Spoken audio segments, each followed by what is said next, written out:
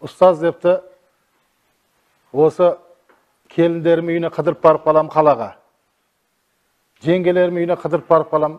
Bir жақсы күтіп алмайды, шай бермейді депті да.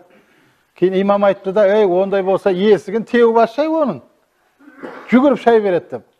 Кейін имам айтты ғой деген да ол. Сол қалаға барғанда есігін теуіп ашпай ма? Одан бетер жанжал болып кеткен ғой. Бұл есік сындырасың ба? Не бұл қайнаға? Не болып кетті бұл депті да. Кейін имамға кепті ғой бишара. Сен өткенде айтқаныңды істеп, одан бетер жанжал болып кетті ғой деген да. Сөйтсе имам айтыпты да, сен даналықты түсінсе, мен саған даналықпен айттым. Сенің мына екі қолың бос болмау керек депті. Мынада бір жілік жылқының еті. Мынаяқта сармай, қаймағымен екі қолың бос емес ашайын десең, аяқпен ашасың теу.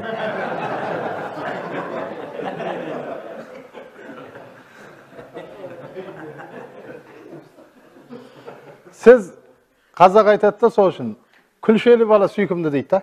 Bir үйге барсаңыз, екі нан апарсаңыз, шайыңыз дайын да. Дұрыс па? Соқса біздеріне әнелеріміз, ал зекет бұратын болсаң, мысалы үшін 1 миллион зекетің бұрыпты да, 1 миллион зекет. Мешітке ешқашан мүмкін емес ол. Зекет мешітке ешқандай мүмкін емес. Мешіттің дәретханасының туалетный бумагасында алуға дұрыс емес ол. Bir lamпочка алу дұрыс емес зекетке. Зекеттің егесі кім? Туған інің. Егер кәмбағал болса, туған ағаң. Дарияның суы тасыса, қайқа тасиды, жанына тасиды ғой, бірінші дұрыс па? Кейін арғарып тасиды ғой. Сенің ақшаң тасыды ма?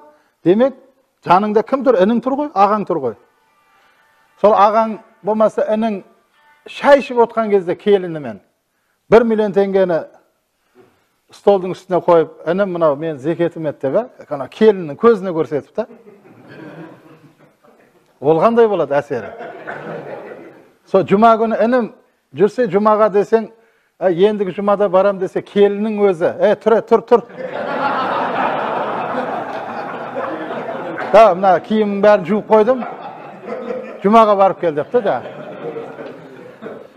Сол үшін біздің атам қазақ айтқанда, жақсы болса қатының, көп болады ақылың.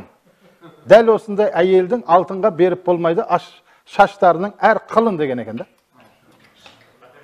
Денеңде жан бар ма? Намаз оқып қал деп жатыр да.